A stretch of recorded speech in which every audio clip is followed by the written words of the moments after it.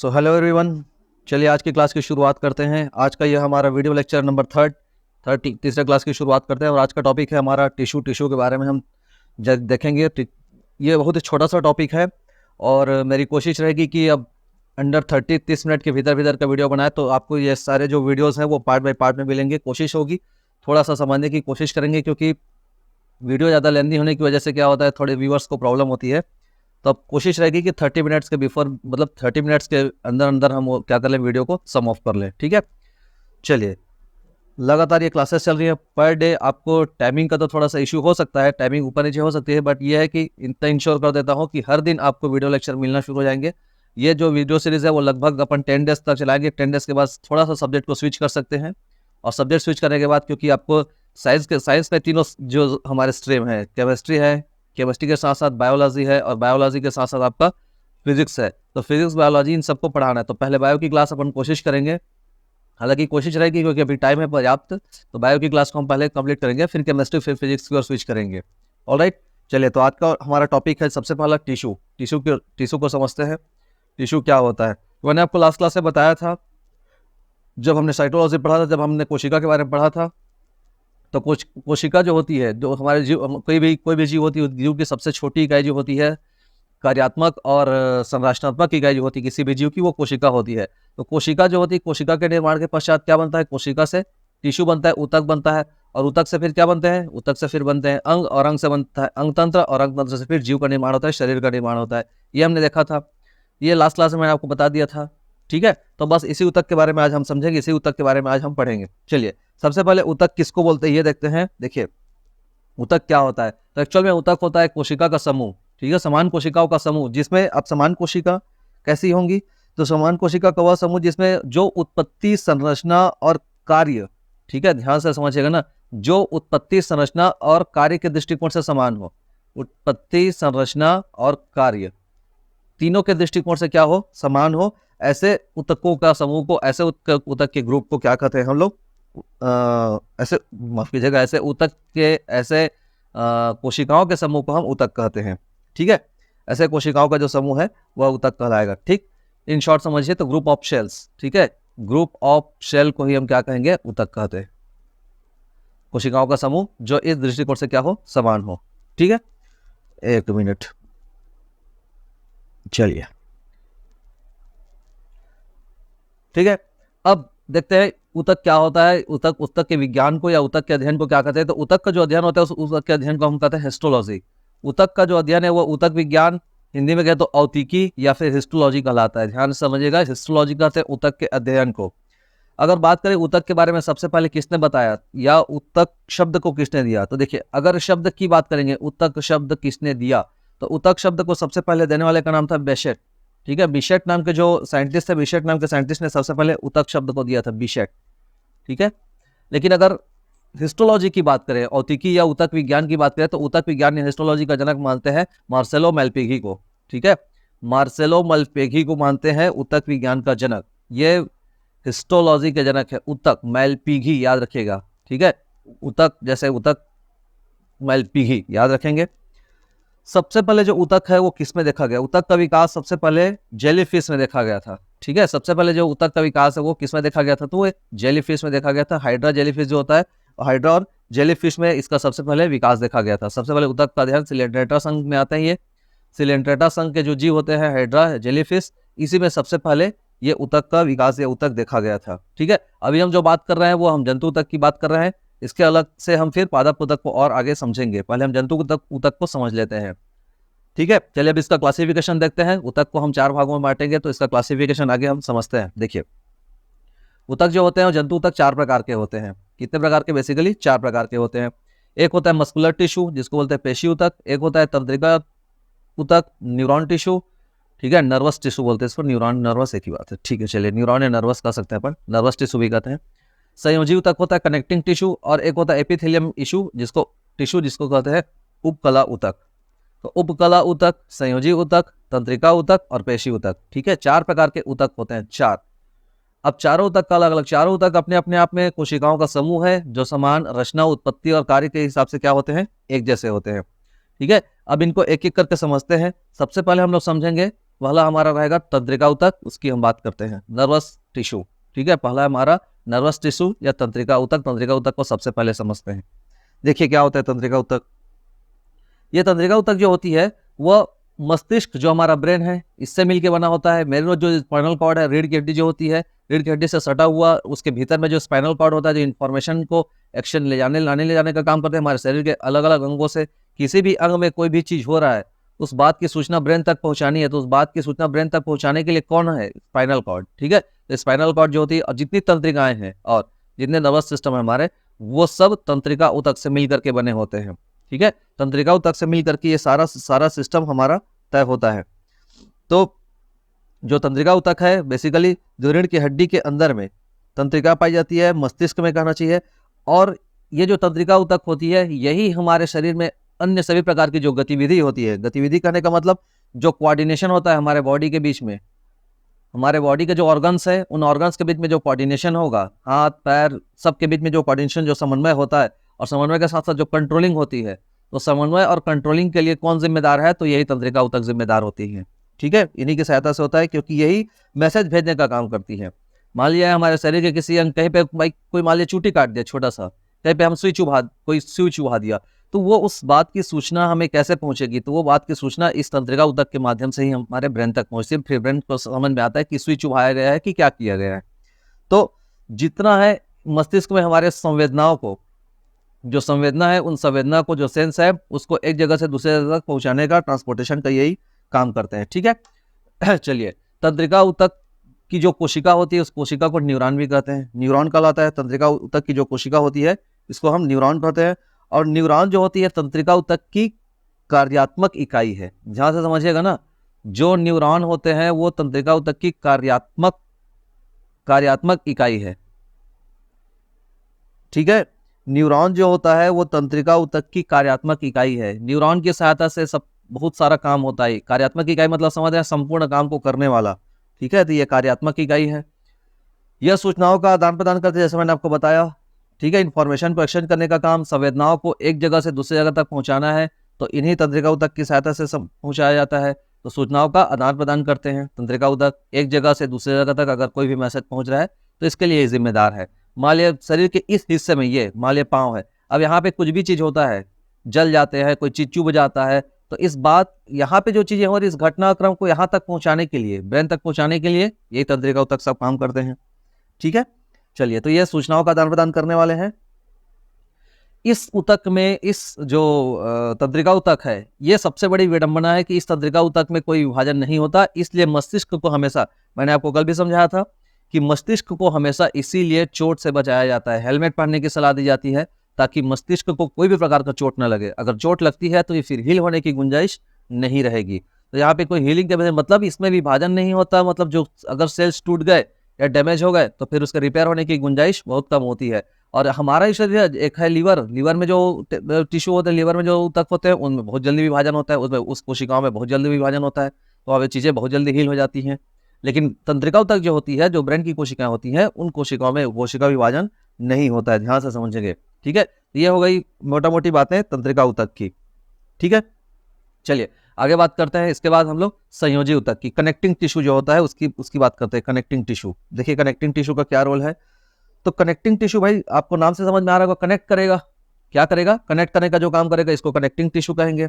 मतलब ऐसा ऊतक जो शरीर के विभिन्न अंगों को एक दूसरे के साथ जोड़ेंगे, ठीक है। ऐसा ऊतक जो शरीर के विभिन्न अंगों को आपस में जोड़ने का काम करते हैं। अगर कनेक्टिंग टिश्यू ना होता तो शायद शरीर के विभिन्न अंग आपस में न जुड़ पाते। तो शरीर के विभिन्न अंगों को आपस में जोड़ने का काम करते हैं, ठीक है।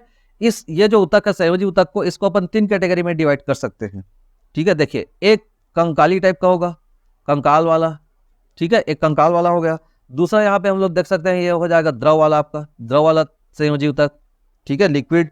और तीसरा इसको हम ले सकते हैं कैटेगरी यहाँ पे हम लोग वास्तविक संयोजी ऊतक, ये, ठीक है। एक कंकाल वाला, एक द्रव वाला, एक वास्तविक संयोजी ऊतक ले सकते हैं। देखिए कंकाल में कौन कौन आएगा, तो कंकाल में आपका आ जाएगा अस्थि, बोन्स, और इसी के साथ आ जाएगा उपास्थि, कार्टिलेज, ठीक है, बोन्स और कार्टिलेज, ये अस्थि और उपास्थि। द्रव वाले में आ जाएगा आपका रक्त और लसिका, रक्त आ जाएगा और लसिका, लिम्फ और ब्लड, ठीक है, रक्त और लसिका। और ये जो वास्तविक संयोजी ऊतक है, इसमें आपका आ जाएगा वसा ऊतक जो होते हैं वो वसा ऊतक, ये आ जाएगा। इसके साथ साथ आपके टेंडन जो है, टेंडन, ठीक है, टेंडन जो होता है वो टेंडन आ जाएंगे, टेंडन और लिगामेंट, ये टेंडन और लिगामेंट, ये आपके वास्तविक ऊतक है, समझिएगा ध्यान से। तो ये जो टेंडन होता है, देखिए अस्थि ये तो समझ में आ रहा है, उपास्थि भी समझ में आ रही है। जो टेंडन और जो लिगामेंट होते हैं, टेंडन जो क्या करता है, ये बोन्स को, हड्डी को मांसपेशी से जोड़ने का काम करता है, बोन्स को मसल से, ठीक है। बोन्स को अगर मसल से जोड़ने का, संयोजन करने का काम है, कनेक्ट करने का काम है, कनेक्टिंग टिश्यू है, तो बोन्स को मसल से कनेक्ट करने का काम कौन करेगा, टेंडन। तो टेंडन बीएम याद रखिएगा, बोन्स प्लस मसल। और ये जो लिगामेंट होता है, ये लिगामेंट बोन्स प्लस बोन्स, हड्डी है और हड्डी को जोड़ने का काम करता है, ठीक है। तो हड्डी और हड्डी को संयोजित करना है, हड्डी और हड्डी को जोड़ना है, तो हड्डी और हड्डी को जोड़ने के लिए क्या काम करेगा, यहाँ पे लिगामेंट और मस्कुलर जो होते हैं, मसल्स जो होते हैं, उनको अगर हमको हड्डी के साथ जोड़ना है तो टेंडन, ये टेंडन काम आता है, ठीक है भाई। तो देखिए अस्थि की बात करते हैं, अस्थि एक प्रकार का क्या है, कनेक्टिंग टिश्यू है, ठीक है। शरीर को क्या करता है, प्रोटेक्शन देता है और मूवमेंट प्रदान करता है। शरीर को क्या करेगा, प्रोटेक्शन देगा, सुरक्षित, इसी के भरोसे तो पूरी शरीर खड़ी होती है, प्रोटेक्शन और मूवमेंट देता है। मूवमेंट मतलब हम एक जगह से दूसरी जगह तक मूवमेंट करते हैं, चल पाते हैं, वो किसकी वजह से, अस्थि की वजह से। और इसकी सहायता के लिए क्या होता है, उपास्थि होती है। तो अस्थि जो होती है, अस्थि में जो वो सेल्स होते हैं, एक्चुअल में जो सेल्स होगा अस्थि के अंदर में, ठीक है, इसके अंदर में जो सेल होता है, उस सेल्स का भी एक स्पेसिफिक नाम है, क्योंकि इन्हीं सेल से मिलकर के बनेगा, उसको कहते हैं ऑस्टोसाइट्स, ठीक है। उस सेल को कहते हैं ऑस्टियोसाइट्स, उस सेल को कहते हैं ऑस्टियोसाइट्स, ध्यान रखिएगा, ऑस्टियोसाइट्स। ये हड्डी के अंदर जो पाए जाने वाली सेल है उसको ऑस्टियोसाइट्स कहते हैं। क्लियर, चलिए, तो ये हो गया। देखिए मैं आपको यहाँ पे ब्लड को बिल्कुल नहीं समझा रहा हूँ, लसिका को बिल्कुल नहीं समझा रहा हूँ, क्योंकि इसका हमको एक सेपरेट टॉपिक पढ़ना है, जहाँ पे हम इसके बारे में डिटेल से स्टडी करेंगे। बिल्कुल नेक्स्ट क्लास में जैसे ही आएगी इसकी बारी, तो फिर मैं आपको इसको बहुत डिटेल मैनर में समझाऊंगा। अभी इसको छेड़ने से क्या है, काफी चीजें लेंदी हो जाएंगी, इसलिए पहले हमको ऊतक को एक सुपरफिशियली समझना है, फिर मैं आपको ये टेंडन के बारे में, लिगामेंट के बारे में, जब हम कंकाल तंत्र पढ़ेंगे तो वहां पे मैं टेंडन और लिगामेंट के बारे में आपको डिटेल में पढ़ाऊंगा। So don't need to worry कि आपको परेशान नहीं होना कि ये छूट गया वो छूट गया। ट्रस्ट में भरोसा रखिए कि कुछ भी चीज नहीं छूटेगा, आपको कंप्लीट टॉपिक पूरा कराऊंगा, चाहे कुछ भी हो जाए। तीनों सब्जेक्ट आपको कंप्लीट मिलेंगे हमारे इस यूट्यूब चैनल पर, ठीक है। तो द्रव वाला जो है लसिका और रक्त, इसके बारे में भी हम सेपरेटली पढ़ेंगे, अस्थि के बारे में भी हम डिटेल में पढ़ेंगे, उपास्थि के बारे में भी हम पढ़ेंगे। यहाँ पे हमको सिर्फ इसको एक ऊतक के, एक टिश्यू के पॉइंट ऑफ व्यू से देखना है, बाकी कुछ नहीं, ठीक है। बाकी चीजें सब सही है। चलिए ऑलराइट, आगे बढ़ते हैं। तो मैंने जो आपको बताया एग्जाम्पल में, अस्थि, रक्त, लसिका, ये सब संयोजी ऊतक के एग्जाम्पल हैं, मतलब ये क्या करते हैं, जोड़ने का काम करते हैं, ठीक है। इन्हीं की सहायता से हम जुड़े मतलब हमारे शरीर के जो ऑर्गन्स हैं वो आपस में जुड़े रहते हैं, कनेक्टिंग टिश्यू हैं। चलिए, रक्त का काम, रक्त तरल संयोजी ऊतक होता है। 3 नाम है, देखिए, तरल संयोजी ऊतक या तरल संवहन ऊतक। एक तो तरल होगा, लिक्विड फॉर्म में रहेगा, जो मैंने आपको बताया। यहाँ पे द्रव, बेसिकली 3 कैटेगरी होती है भाई यहाँ पे संयोजी ऊतक की, एक कंकाल वाले संयोजी ऊतक होते हैं, एक द्रव वाले संयोजी ऊतक होते हैं, और एक वास्तविक संयोजी ऊतक होते हैं। ये 3 कैटेगरी है, ठीक है। ये यहीं पे आप इसको भी नोट डाउन करेंगे तो कर सकते हैं। ये उपास्थि वाली है। उपास्थि में जो हड्डी होती है उसको कॉन्ड्रियोसाइट कहते हैं, मतलब इसमें जो सेल्स होती है उसको कॉन्ड्रियोसाइट कहते हैं। उपास्थि की जो शेल होती है उसको कहते हैं कॉन्ड्रियोसाइट, ठीक है, ये कहलाएगा कॉन्ड्रियोसाइट। इसमें जो कोशिका होती है उसको कॉन्ड्रियोसाइट कहते हैं, ठीक है। चलिए, तो समझ में आ गया, टेंडन किसको जोड़ेगा, हड्डी और मांसपेशी को, लिगामेंट हड्डी और हड्डी को जोड़ने के लिए, मतलब कनेक्ट करने के लिए ये काम करेंगे, ठीक है। चलिए आगे आप बात करते हैं। इसके बाद संयोजी ऊतक में, रक्त को मैं आपको सेपरेटली समझाऊंगा, एक तरल संयोजी ऊतक है और कोशिकाएं सब में घिरी रहती है। तीसरा नंबर आता है हमारा उपकला ऊतक, ठीक है। देखिए हमारा तीसरा नंबर आता है हमारा उपकला ऊतक, और उपकला ऊतक में एपिथेलियल, ठीक है, एपिथेलियल कहते हैं इसको, सॉरी एपिथेलियल कहते हैं। देखिए ये क्या होता है, एपिथेलियल जो होते हैं, उपकला ऊतक, इसी के अंदर में एक और, इसी के भीतर में पाया जाता है एक और, जिसको एडिपोज कहते हैं। एडिपोज ऊतक भी होता है, इसी के भीतर में पाया जाता है। अब समझते हैं ये उपकला ऊतक की कहानी को, उपकला ऊतक की बात क्या क्या है। देखिए, उपकला ऊतक बहुत प्रकार के होते हैं, कई स्तर में होता है, 3-4 प्रकार के होते हैं। एक होता है जो सुपरफिशियल रहेगा, एक होता है जो ऐसे पिलर टाइप के स्तंभाकार होता है, और एक होता है ये यहाँ पे दिख रहा होगा, हाँ ये देखिए, ये एक होगा, ये एक प्रकार का है। ये एक प्रकार का ऊतक है जो थोड़ा वो क्या बोलते हैं, स्तंभ टाइप का होता है, स्तंभित बोलते हैं इसको, स्ट्रक्चरिफाइड। और एक होगा आपका सिंपल क्यूबिकल। क्यूबिकल मतलब समझ लीजिए कि ये ऐसा वर्गाकार इस टाइप से होता है। और ये आपका होगा कॉलमर। कॉलमर मतलब समझ लीजिए कि ये लाइक कॉलम जैसा, ठीक है। तो अलग अलग चीजें जो होती है, जैसे ये किडनी वगैरह है, तो किडनी भाई इससे मिल करके बनी होती है, इस प्रकार के ऊतक से। ये जो हमारा डाइजेशन सिस्टम है, ये डाइजेस्टिव सिस्टम में जो ऑर्गन्स होते हैं वो कॉलमर वाले एपिथेलियम से मिल करके बना होता है। ये जो है यहाँ पे देखिए आपको फेफड़ा जो है, लंग्स है, और ये आहार नाल है। तो आहार नाल जो होता है हमारा, वो इससे मिल करके बना होता है, सिंगल वाले से, ठीक है। तो इसको बोलते हैं सिंगल या सरल, ठीक है, इसको बोलते हैं सरल। अच्छा सरल, सॉरी, इसको बोलते हैं सरल। सरल ये है, ठीक, सरल या सिंपल कहते हैं। चलिए, तो अब एक एक करके समझते हैं सबको। उपकला ऊतक, सबसे पहली बात, उपकला ऊतक से ही हमारी त्वचा का निर्माण होता है। त्वचा उपकला ऊतक से ही मिल करके बनी होती है। और जो टिश्यू तो रहेंगे ही रहेंगे, उपकला ऊतक जो है त्वचा से मिल, मतलब जो त्वचा है वो हमारी उपकला ऊतक से मिल करके बनती है। शरीर की जो आंतरिक अंग होते हैं, देखिए ये सब आंतरिक अंग है, ये इंटरनल ऑर्गन है, ये इंटरनल ऑर्गन है, ये इंटरनल ऑर्गन है, सब आंतरिक अंग है। तो शरीर के जो आंतरिक अंग का जो एक्सटर्नल लेयर होता है, बाहरी परत जो होती है, वो इसी से मिल करके बनता है। इनकी जो बाहरी परत होगी, वे देखिए मनुष्य का जो शरीर होता है एक जटिल संरचना है। तो ये जो आंतरिक संरचना की हम बात, आंतरिक अंगों की हम बात कर रहे हैं, इन आंतरिक अंगों की बाहरी परत, एक्सटर्नल लेयर जो होगी, वह एक्सटर्नल लेयर उपकला ऊतक से मिलकर के बनती है, ठीक है। जो एक्सटर्नल लेयर होगी उसकी बात की जा रही है उपकला ऊतक में। इसके साथ साथ देखिए जो हमारा चर्बी होता है, वसा होता है, वसा का संग्रह जो होता है वो इसी में होता है। वसा का जो संग्रह है, जो हम खाते हैं उसे वसा का संग्रह होता है, वो ऊतकों के बीच में ही क्या होता है, स्थान को भरता है। और इसीलिए देखिएगा जब वसा ज्यादा शरीर में आ जाती है तो मोटापा बढ़ जाता है, क्योंकि उसे शरीर फूलना शुरू हो जाता है। क्यों? क्योंकि ये त्वचा के जस्ट क्या करना चाहिए, जो ऊतक के बीच की स्थान है उसी में जाकर के वसा भरेगा। तो जब ये भरेगा तो ऑटोमेटिक सी बात है, आदमी मोटा होता है तो मोटा हो जाएगा, ठीक है। तो वसा के संग्रह से मोटा होने लगता है। जैसे ही उपकला ऊतक की कमी पड़ती है, अब उपकला ऊतक में समझ लीजिए कोशिका, जैसे बुढ़ापा होता है तो उसके बाद हमारे यहाँ जो हमारे पास जो कोशिका विभाजन है, उस कोशिका विभाजन की रेट में जो कमी आती है, तो कमी आने के कारण क्या होगा भाई, कोशिका विभाजन कम हो रही है, मतलब ऊतक भी कम होंगे। तो ऊतक की कमी हो जाती है उपकला ऊतक की बुढ़ापे में। जैसे जैसे उम्र बढ़ते जाता है, बुढ़ापे में वसा की कमी होती है। और वसा की कमी नहीं कह सकते अपन, वसा की कमी तो चलिए समझ में आता है, लेकिन उपकला ऊतक की जो कमी होती है उसके कारण चेहरे पर रिंकल्स आ जाते हैं, झुर्रियां पड़ जाती है। तो चेहरे पर झुर्रियां पड़ना या रिंकल्स आना, ये उपकला की कमी की वजह से होता है। इसी ऊतक की कमी से ऐसा होता है, ठीक है। अगर ज़्यादा है, वसा ज़्यादा है, उपकला ऊतक पर्याप्त है, तो फिर अच्छा भी दिखता है इंसान, खूबसूरत भी दिखता है। तो वसा जो है हमें चोट से बचाती है, चोट लगने से बचाता है, क्योंकि ये हमारे त्वचा के ठीक नीचे वाले लेयर में होती है। लेट से कि ये त्वचा है, इस त्वचा के ठीक नीचे वाले लेयर में ये उपकला ऊतक पाया जाता है। तो चोट लगने से हमें बचाता है। वसा बहुत क्या बोलना चाहिए, खूबसूरती जो मैं आपको बात कर रहा था, ठीक है। महिलाओं में वसा पुरुषों की तुलना में ज़्यादा अच्छा होता है, इसलिए थोड़ा महिलाएं खूबसूरत दिखती हैं। और पुरुषों को देखोगे तो लोहा टीना टाइप का दिखते रहते हैं, ठीक है। तो पुरुषों का कोई रोल ही नहीं है।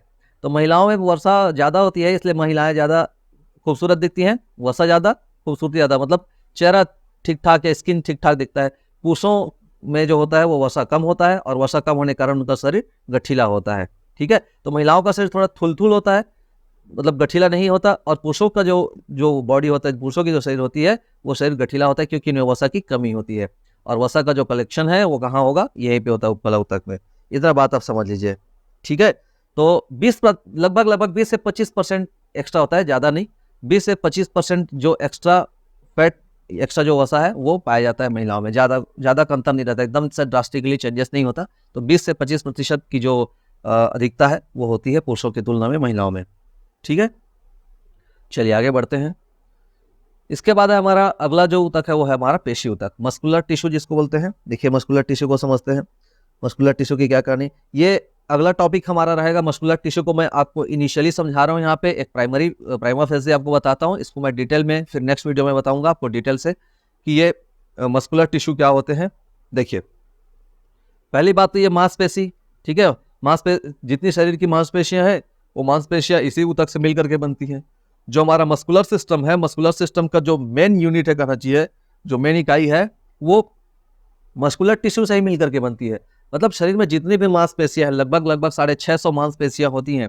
वो जितनी मांसपेशियां हैं वो सारी की सारी मांसपेशियां इसी ऊतक से मिलकर के बनती है। एक बात, ठीक है। ये शरीर को रक्षा प्रदान करता है। देखिए, त्वचा भी रक्षा प्रदान करती है और त्वचा के ठीक नीचे में ये पेशी ऊतक जो होते हैं, ये पेशी जो होते हैं हमारी मांसपेशियां होती हैं। तो मांसपेशियां क्या करती है, रक्षा प्रदान करने का काम करती है। पेशी ऊतक का काम है। इसी में क्या होता है, कॉन्ट्रेक्टाइल होता है। मतलब ये जो पेशी ऊतक होते हैं, इनमें एक अच्छा फीचर पाया जाता है, एक अच्छी विशेषता पाई जाती है, कॉन्ट्रेक्टाइल होता है। कॉन्ट्रेक्टाइल करने का सेंस ये है कि ये संकुचित भी होते हैं और ये एक्सपांड भी हो जाते हैं। मतलब दोनों चीजें होती हैं, समय पड़ने पर संकुचित और समय पड़ने पर विस्तृत भी हो जाते हैं। ठीक है, मतलब इनमें दोनों चीजें होती है, संकुचन भी होता है और विस्तार भी हो जाता है। संकुचनशील होते हैं, कॉन्ट्रेक्टाइल होते हैं। ठीक है, संकुचनशील, अगर चाहे तो हम इसको संकुचित कर सकते हैं, चाहे तो एक्सपांड करके फैला सकते हैं। ये इसकी खासियत होती है, पेशी ऊतक की सबसे अच्छी खासियत। ठीक है, ये आपको यहाँ पे दिख रहा होगा, डिटेल से देख लीजिए। इसके और अलग अलग पार्ट हैं, तो आपको यहाँ पे कोई MBBS या पोस्टमार्टम नहीं करना है, इसलिए मैं इन पार्ट को नहीं समझा रहा हूँ। बस आपको एक क्या करना चाहिए, एक ओवरव्यू समझने के लिए कि मसल्स, आखिर में जो ये मसल्स हमारे होते हैं, वो मसल्स एक्चुअल में दिखता कैसा है, वो आपको दिखाने के लिए। ठीक है, चलिए। सब इस ऊतक की जो कोशिका है वो सबसे लंबी होती है, क्योंकि भाई सीधी सी बात है, पूरे बॉडी में रहेगा तो कोशिका जो होती है, इसकी कोशिका की ये जो ऊतक है, इसकी कोशिका सबसे लंबी होती है। ठीक है, और इन कोशिकाओं में तरल पदार्थ भरे रहते हैं। ठीक है, क्या भरे रहते हैं, तरल पदार्थ भरे रहते हैं। और इन तरल पदार्थों के कारण क्या करना चाहिए, टेम्परेचर कंट्रोल करना, ये सारी चीजें यहाँ से चलते रहता है। इन तरल पदार्थ को सर्कोप्लाज्म कहते हैं। काइंड ऑफ एक प्लाज्मा टाइप का होता है, इसको सर्कोप्लाज्म कहते हैं। तो ऊतक की कोशिका लंबी होती है। इन लंबी कोशिकाओं में एक तरल पदार्थ भरा रहता है, एक लिक्विड फॉर्म में चीजें रहेंगी। उस लिक्विड फॉर्म को, उस लिक्विडिटी को हम क्या बोलते हैं, उस तरल पदार्थ को सर्कोप्लाज्म कहते हैं। ठीक है, क्या कहलाएगा, सर्कोप्लाज्म कहलाएगा। ठीक है, सर्कोप्लाज्म कहते हैं। मनुष्य के शरीर में कुल 639 मांसपेशियां पाई जाती है। ठीक है, 639 मांसपेशियां मनुष्य के शरीर में टोटल पाई जाती हैं। अगर आप देखें तो जो संख्या है वो निश्चित है, 639 मांसपेशियां पाई जाती है। ठीक, चलिए। 4 प्रकार पूछेगा तो 4 प्रकार ध्यान से समझिएगा। ऊतक को जोड़ने का काम कौन करता है, तो संयोजी ऊतक काम करता है, समझ लीजिए। अगर कौन सा ऊतक एक दूसरे ऊतक को आपस में जोड़ता है, तो ध्यान रखिएगा संयोजी ऊतक जोड़ता है। कौन सा ऊतक है जो बाहरी या भीतरी रूप से स्वतंत्र रहता है, तो उपकला ऊतक। मतलब शरीर के इंटरनल ऑर्गन में, इंटरनल ऑर्गन के बाहरी परत को, मान लीजिए कोई इंटरनल ऑर्गन है, उस इंटरनल ऑर्गन के, लेट से मान लीजिए किडनी, इसके इंटरनल ऑर्गन के बाहरी परत का निर्माण किससे होता है, तो वो होता है उपकला ऊतक से। ठीक है, कितनी मांसपेशियां पाई जाती है बोलेगा तो 639। ठीक, शरीर में जो अनैच्छिक और ऐच्छिक क्रियाओं का नियंत्रण कौन करता है, तो उस अनैच्छिक और ऐच्छिक क्रियाओं का नियंत्रण करती है तंत्रिका ऊतक। आगे इसके बारे में पढ़ेंगे हम लोग नेक्स्ट क्लास में, तो तंत्रिका ऊतक के बारे में फिर मैं आपको डिटेल से समझाऊंगा। ठीक है, चलिए। आज के लिए बस इतना ही। Thank you so much. Channel को लाइक करिए, सब्सक्राइब करिए और ज़्यादा से ज़्यादा शेयर करिए। मिलते हैं नेक्स्ट वीडियो में। Thank you so much.